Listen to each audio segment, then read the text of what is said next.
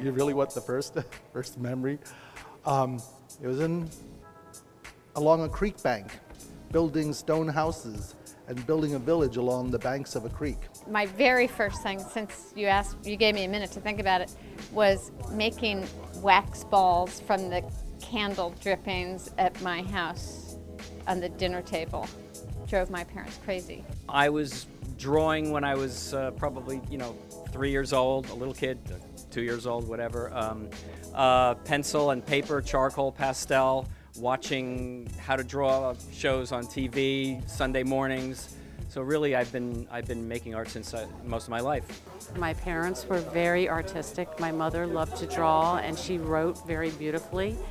And I can remember her with me at home doing art projects before I even went to school. My first memory of connecting with art was probably when I was, I'm gonna guess, like 4 or 5 years old, and I had this giant coloring book, and I colored the pages maybe. I wasn't really concerned about that. But the back page of this coloring book was this awesome, like, clean paper, and I used a Sharpie and I drew pictures over the entire back cover, and it was huge. I mean, it was probably, I don't know, 11 by 14, maybe bigger than that. To me, it was huge as a small child. Both my parents are artists, so I almost can't remember not having art in my life, but I think probably my first real art memory is my father tie-dyeing fabric.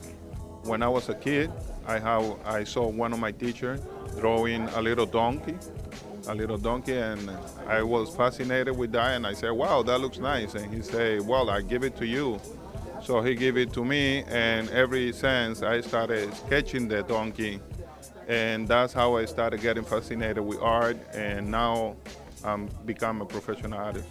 I was fascinated with paper dolls, and my father was a painter and wallpaper hanger, so we had tons of wallpaper books at my house. And so in order to make clothes for these dolls I was drawing, I would tear through his wallpaper books, kind of like a fabric swatch, and make my own doll clothes. So that started a love of fashion and pattern.